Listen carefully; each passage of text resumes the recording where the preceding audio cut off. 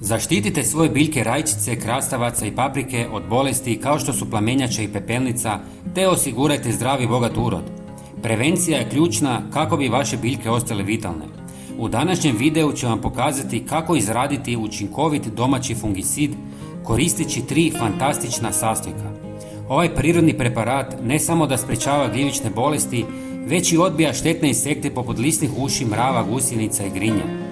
Pravovremena zaštita vaših biljaka omogućit će vam obilje plodova bez ikakvih problema. Ako uočite zaražene listove, odmah ih uklonite kako biste spriječili širenje infekcija. U pola litre mlake vode dodajte par žlica jogurta koji je bogat kalcijem i magnezijem, što jača biljke i poboljšava njihov rast. Sadrži korisne mikroorganizme koji suzbijaju patogene gljivice i bakterije, djelujući kao prirodni fungicid. Također, mliječna kiselina iz jogurta pomaže u održavanju pH ravnoteže tla, što dodatno štiti biljke od bolesti. Zatim dodajte pola žlice nim praha ili ulja. Nim prah potiče od sušenih listova nim stabla, koje je poznato po svojim snažnim antimikrobnim svojstvima. Kao prihrana za biljke, nim prah pruža hranjive tvari koje poboljšavaju zdravlje tla i biljaka. Također, djeluje kao prirodni pesticid i fungicid, učinkovito odbijajući štetnike i suzbijajući bolesti poput plamenjača i pepelnice.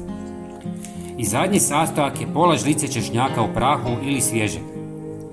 Češnjak u prahu je izuzetno učinkovit kao prirodni fungicid i insekticid zbog svojih snažnih antimikrobnih svojstva, ali cin, aktivni spoj u češnjaku, pomaže u suzbijanju štetnih bakterija, gljivica i virusa koji mogu napasti biljke. Također, miris češnjaka odbija mnoge štetnike, uključujući lisne uši, gusjenice i mrave, što pomaže u održavanju zdravlja biljaka i sprečavanju zaraze. Sve ostavite u vodi par sati kako bi se dodatno rastopilo. Zatim procijedite i razrijedite sa još 2 litre vode. Špricajte biljke 2 puta mjesečno i poslije svake kiše. Prijatelji, svakako se pretplatite na naš kanal kako biste vidjeli svaki naš najnoviji video. Potpuno je besplatno.